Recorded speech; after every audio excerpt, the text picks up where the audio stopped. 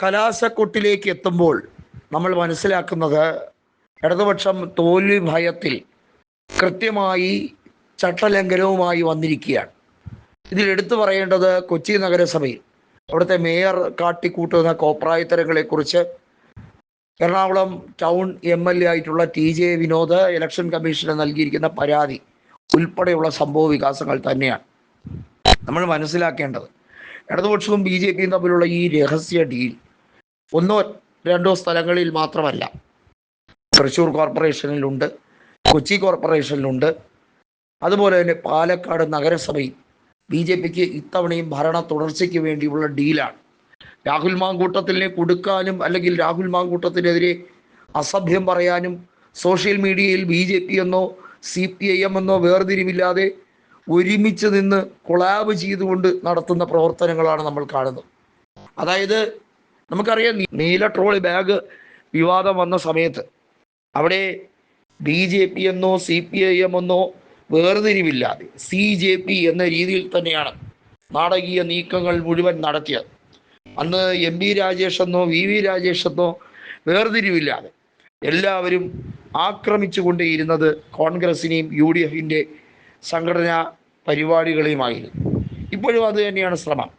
തൃശ്ശൂരിൽ സുരേഷ് ഗോപിയുടെ വിജയം ഉൾപ്പെടെയുള്ള കാര്യങ്ങൾ എങ്ങനെയാണ് സംഭവിച്ചത് എന്ന് വളരെ വ്യക്തമായി BJPയെക്കാളും നന്നായി അറിയാവുന്നത് CPIMന് തന്നെയാണ്.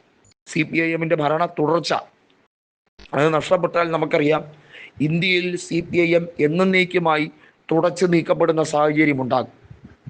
മറ്റൊരു രാഷ്ട്രീയ പാർട്ടിയുടെ അവസ്ഥ പോലെയല്ല CPIMനെ സംബന്ധിച്ചിടത്തോളം. കോൺഗ്രസിന് 3 സംസ്ഥാനങ്ങളിൽ ഇപ്പോഴും ഭരണമുണ്ട്. തെലങ്കാനയിലും കർണാടകയിലും ഹിമാചലിലും. അടുത്ത നിയമസഭാ തെരഞ്ഞെടുപ്പുകൾ പലയിടത്തും നടക്കുമ്പോഴും പലയിടത്തും കോൺഗ്രസ് നേതൃത്വം അല്ലെങ്കിൽ സഖ്യകക്ഷിയായി നിന്നുകൊണ്ട് കോൺഗ്രസിന് വലിയ മുന്നേറ്റം നടത്താൻ കഴിയും. എന്നാൽ CPIMനോ കേരളം എന്ന ഇട്ടാവട്ട തുരുത്തു മാത്രമേ ഏക പ്രതീക്ഷയായുള്ളൂ. അവർ വർഷങ്ങളോളം കൈയടക്കി വെച്ചിരുന്ന ബംഗാളിൽ ഇന്നൊരു വാർഡിൽ പോലും ജയിക്കാൻ കഴിയാത്ത ഏറ്റവും ദയനീയമായ അവസ്ഥയിലേക്ക് കടന്നിരിക്കുകയാണ്. പരിതാപകരമാണ്. അതുപോലെ തന്നെയാണ് കൃത്യമായി ത്രിപുരയുടെ അവസ്ഥ. ത്രിപുരയിൽ 2014 ലോക്സഭാ തെരഞ്ഞെടുപ്പിന് ശേഷം പിന്നീട് CPIM ഗതി പിടിച്ചിട്ടില്ല എന്നുള്ളതാണ്. ഇപ്പോൾ തെരഞ്ഞെടുപ്പ് ചട്ടലംഘനം ഉൾപ്പെടെ നടത്തിയതുമായി ബന്ധപ്പെട്ട വിഷയം അത് ഒന്നോ രണ്ടോ സ്ഥലത്തല്ല.